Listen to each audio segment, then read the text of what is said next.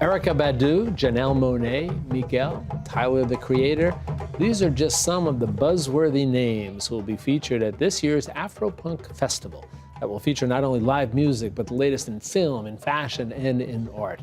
The two-day event began as a platform for Black punk bands, but has since expanded in a big way, going worldwide. But now, returning to its roots. And here to tell us more is Afropunk's co-founder, Jocelyn Cooper. So nice to have you here with us. Good to be here. Let's start off with how it got created in the first place. What's the genesis of the festival? The genesis of the festival came from a film that my partner, Matthew Morgan, produced called Afropunk. And the film was about young Black kids who were part of the punk movement, who felt disenfranchised, who weren't accepted because of the color of their skin. So it was a story that many people could relate to. Interesting, because if you think of music and the musical genres, in so many of them, African Americans were the leaders.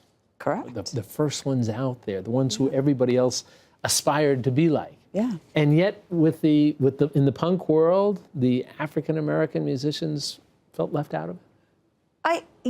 I think that if you look at the beginnings of punk rock, if you look at a band called Death as an example, or Bad Brains, there were African American musicians that were a part of that initial movement, but the audiences were not were not Black, and the idea of having sort of these folks that were, not white.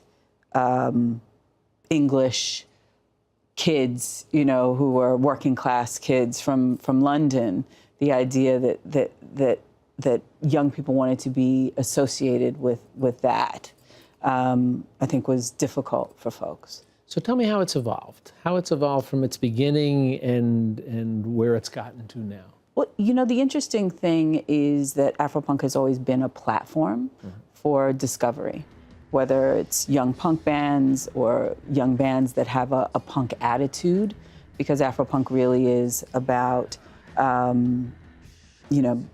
just having a freedom and the idea of being able to come together in a group, in a space online, and express yourself.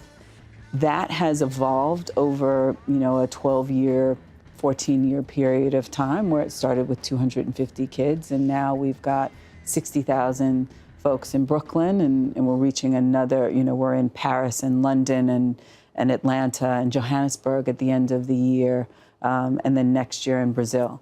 So it really has evolved globally.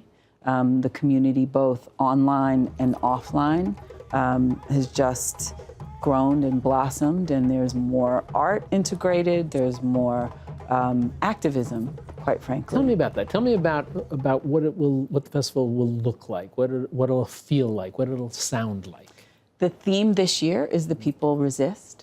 So it sounds like many different genres of music. It sounds like an area that we have called Activism Row, where we have grassroots organizations and other larger organizations like AIDS Healthcare Foundation and even AARP are involved For this those of us year. that fall into that category of yes, I've got my card someplace. Carriers. Yes, we are. And we will register people to vote.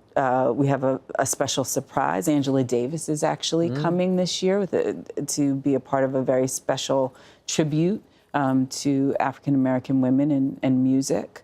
And prior to the festival, we have conversations with thought leaders called the Afropunk Solution Sessions, which are 2 days of conversations. Ava DuVernay is there with us this year. She's having a conversation with Terrence Nance, who is a young writer, producer, who just launched a show called Random Acts of Flyness on HBO. So the idea is that you connect skater kids and musicians and kids that are into fashion and politics, and you put them into this one group, a day of freedom and expression. So it sounds like it's almost sort of an event of intersections. It is an event of Is that a fair way to intersections. characterize It it? absolutely is. I mean, the Metropolitan Museum of Art is there, and Tyler, the Creator, is there, all in the same space. Yeah. So How has your audience changed over the years? the audience has grown. I think the audience has become younger over the years. The audience has certainly become more global.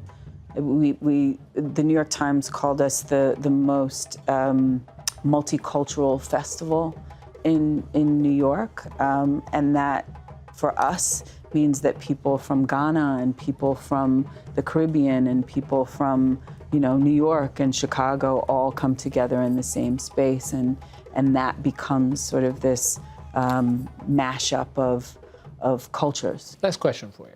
So if somebody hears about this, but they say, I don't know what this is. I don't know why it is, or what it looks like, sounds like, or feels like.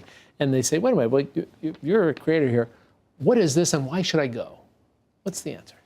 The answer is that if you're looking for interesting, educated, like-minded, free space and people, you should come to Afropunk. And why wouldn't you be interested in those things, right? Jocelyn, thank you so much. It's a pleasure to meet you and chat with you. Good to meet you. And good luck with it, and looking forward to getting you back as it continues. Thank you very much. Reminder for you, for more information on the Afropunk Festival, make sure you visit our website at metrofocus.org.